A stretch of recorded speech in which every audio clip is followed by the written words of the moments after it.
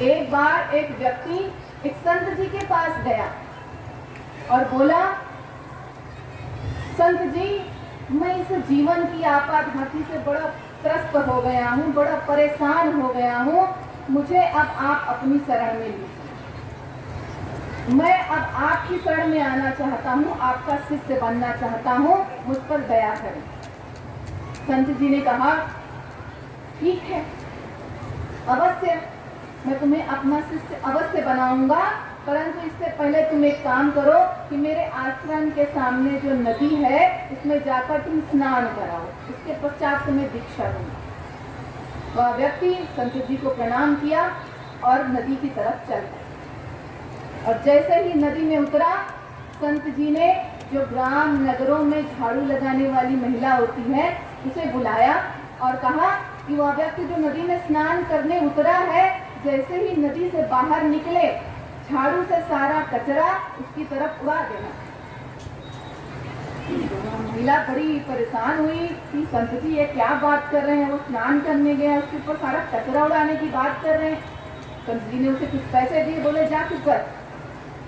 जैसा संत जी ने कहा था, महिला चली गई। और जैसे ही वह व्यक्ति स्नान करके नदी से बाहर निकला, महिला ने संत जी के कहे अनुसार सारा धूल झाड़ू से उसकी तरफ उड़ा दिया।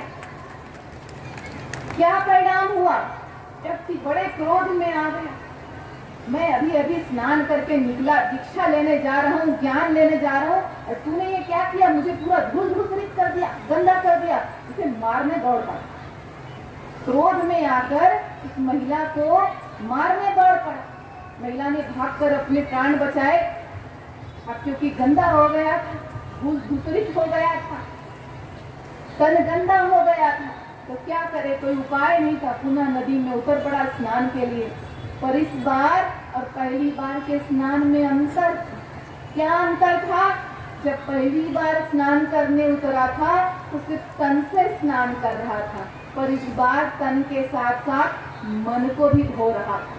सोच रहा था कि मैं ज्ञान प्राप्त करने जा रहा हूँ, मैं संत जी से दीक्षा लेने जा रहा हूँ, और मेरे भीतर इतना क्रोध। वह महिला बेचारी अपना कार्य कर रही थी, झाड़ू लगा रही थी, उससे गलती से थोड़ा कचरा मेरे ऊपर उड़ गया तो मेरे भीतर इतना क्रोध कि मैं उसे मारने दौड़ पड़ा।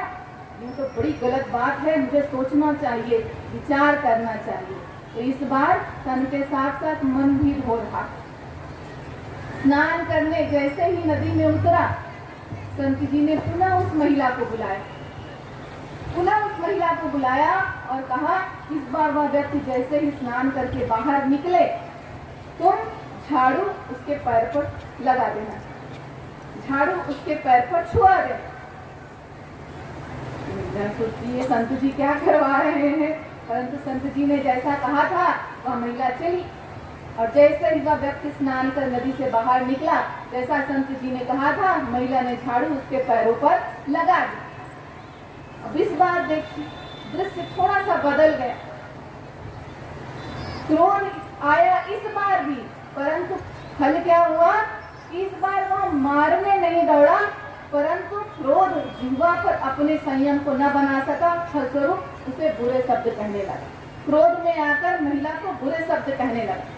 संत जी दूर से देख रहे थे, बोले, काटना तो छोड़ दिया, सांप ने फुफकारना बचा। तो संत जी ने यह देखा, और वह व्यक्ति, क्योंकि झाड़ू लग गई थी पैर में, महिला तो वहां से हट गई, परंतु अब क्योंकि गंदा हो गया था पैर, तो पुनः नदी में स्नान करने उतर पड़ा।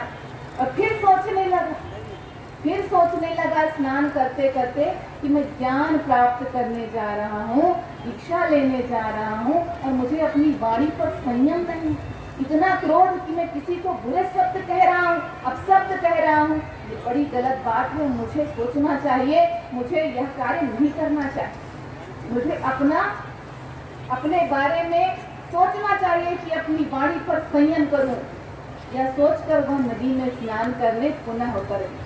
अब और अधिक अपने इस मन को धो रहा है तन के साथ साथ। और जैसे ही वह व्यक्ति नदी में उतरा, संत जी ने पुनः उस महिला को बुलाया और कहा, इस बार ऐसा करना कि जैसे नदी से स्नान करके वह व्यक्ति निकले, तुम सारा धूल से कचरे से भरा टोकरा उसके ऊपर डाल गए। सारा धूल से भरा कचरे से भरा टोकरा उसके ऊपर गिरा गया। मीरा बड़ी परेशान, संत जी क्या करवा रहे हैं। परंतु जैसा संत जी ने कहा था, महिला ने बिल्कुल वैसा ही किया। जैसे ही वह व्यक्ति स्नान कर नदी से बाहर निकला, महिला ने संत जी के कहे अनुसार उस कचरे से भरा पूरा टोकरा व्यक्ति के ऊपर डाल दिया। परंतु इस बार देखिए, न कोई मारपीट, न कोई अपशब्द। वह व्यक्ति महिला के चरणों में पड़ गया, उसके पैर छुए और कहा, आप मेरी पहली शिक्षिका हैं, जिन्होंने मुझे समझाया कि मुझे अपने भीतर क्रोध नहीं रखना है, जिन्होंने मुझे विषय विकारों से मुक्त होना सिखाया। मैं ज्ञान लेने जा रहा था, मैं संत जी से दीक्षा प्राप्त करने जा रहा था, परंतु मेरे भीतर इतना विषय विकार, इतना क्रोध भरा हुआ था। आपकी दया से, आपकी कृपा से उन विषय विकारों से मैं मुक्त हो गया। आप धन्य हैं। और उसके चरण छुए। तो संत जी ने जब यह दृश्य देखा तब उसे बुलाकर कहा, अब तुम ज्ञान प्राप्त करने के योग्य हो गए, अब तुम आत्मज्ञान प्राप्त करने के अधिकारी बन गए। और उन्हें ज्ञान दिया, उस व्यक्ति को संत जी ने ज्ञान दिया। तो संत इस प्रकार से मनुष्य को अपनी शरण में आए जीव का जीवन धन्य करते हैं, उसे आत्मज्ञान प्रदान करते हैं, जिससे मनुष्य का जीवन धन्य होता है। तो विषय विकारों से इस मन को रीता करना परम आवश्यक। जब तक जीव सद्गुरु की शरण में नहीं जाएगा, यह मन विषय विकारों से मुक्त नहीं होने वाला। कहते हैं कि अगर गाड़ी में ब्रेक ना हो तो गाड़ी बेकार है। जिस गाड़ी में ब्रेक ना हो तो गाड़ी बेकार है। और जिस मनुष्य के जीवन में गुरु ना हो, उस मनुष्य का जीवन बेकार है। जीव का जीवन तब तक शुरू नहीं होता जब तक उसके जीवन में गुरु नहीं